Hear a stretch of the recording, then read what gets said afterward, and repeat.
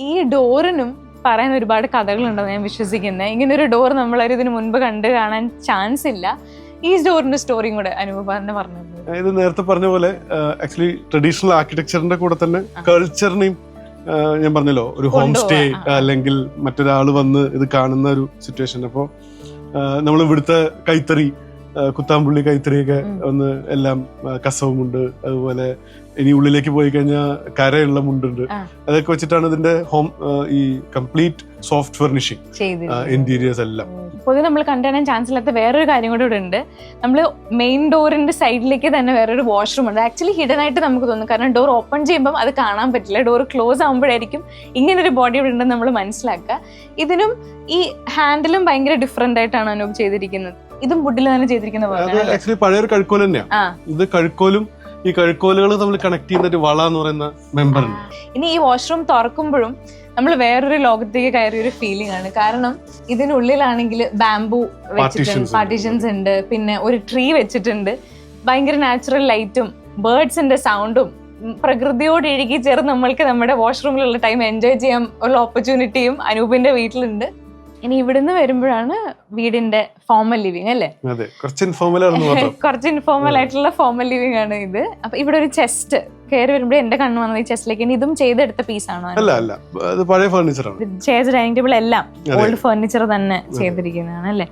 പിന്നെ ഇവിടെ ചെറിയ ചെറിയ ഓപ്പണിങ്സ് ഉണ്ട്. ഇവിടെ ഒരു ഓപ്പണിംഗ് ഉണ്ട്.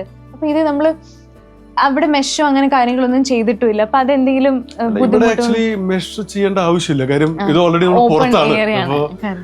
ഇത് തുറന്നൊരു സ്ഥലം തന്നെയാണ്. അങ്ങനെ തന്നെ അതിനെ ഇത് ശരിക്കും നമ്മുടെ പഴയ കട്ടിലിന്റെയും അല്ലെങ്കിൽ ടീപ്പോയുടെ ഒക്കെ കാലുകളാ, വെജിറ്റബിൾ പെയിന്റഡ് പീസുകളാണ്. അതിനോട് ചുറ്റുമായിട്ടുള്ള വാളും ഇതും ലാറ്ററൈറ്റിൽ തന്നെ ലാറ്ററൈറ്റ് വാളാണ്.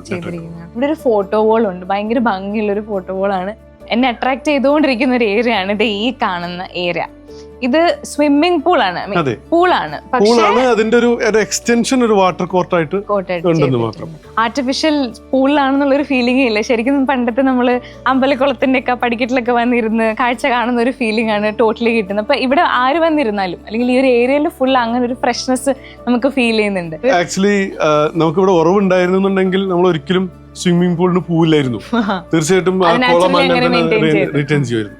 പക്ഷെ ഈ ഒരു ഫാസിനേഷൻ കാരണം നമ്മൾ ആക്ച്വലി ടൈൽസ് ഒക്കെ ഒഴിവാക്കി ലാറ്ററൈറ്റ് തന്നെ കൊടുത്തു. അതുപോലെ ഈ മാവ് നമ്മൾ അതേപോലെ തന്നെ റീറ്റെയിൻ ചെയ്തു. അതും ഭയങ്കര അട്രാക്ഷൻ. അത് സത്യത്തിൽ ചെറിയ മെയിന്റനൻസ് ഉണ്ട് അതിന്. ഈ മാവുള്ളത് കൊണ്ട് ലീവ്സ് വരും, അപ്പൊ നമുക്ക് അത് പ്ലക്ക് ചെയ്യാൻ നിൽക്കണം. സ്റ്റിൽ അത് ഒരു വർത്ത് ആയിട്ടുള്ള ഒരു കാര്യമാണ്. ഈ ഭംഗിക്ക് അതൊക്കെ കഷ്ടപ്പാടുകളൊക്കെ വേണ്ടിയാണ്. എവിടെ നിങ്ങോട്ട് വരുമ്പോ വീണ്ടും ഒരു ലോങ് വരാന്ത ഉണ്ട്. ഇത് ആക്ച്വലി ആ പഴയ നാലുകെട്ട് അല്ലെങ്കിൽ നടുമുറ്റം എന്നുള്ളതിന്റെ ഒരു ചെറിയൊരു റീഡിഫൈൻ ചെയ്തിട്ടുള്ള ഒരു കാര്യമാണ്. കാര്യം നമ്മൾ 3 സൈഡ് വരാന്തയും അതിനുശേഷം 4ാമത്തെ ഭാഗം ഈ പറഞ്ഞ പോലെ കുളവും പാഡി ഫീൽഡും ആയിട്ടാണ് നിർത്തിയിരിക്കുകയാണ്. അപ്പൊ ഇവിടെ ശരിക്കും നമുക്കൊരു 10-15 പേരൊക്കെ ഒരുമിച്ച് വന്നു കഴിഞ്ഞാൽ ഒരുമിച്ചിരിക്കാം. ചെറിയ വേണമെങ്കിൽ ഒരു പെർഫോമിംഗ് ആർട്ടൊക്കെ. ഫ്ലവേഴ്സ് ഒരുക്കുന്ന കാഴ്ച വസന്തം യൂട്യൂബിൽ പ്രേക്ഷകർക്ക് ലൈവായി കാണാം. ഫ്ലവേഴ്സ് കോമഡിയിൽ ജോയിൻ ചെയ്യൂ, ആസ്വദിക്കൂ.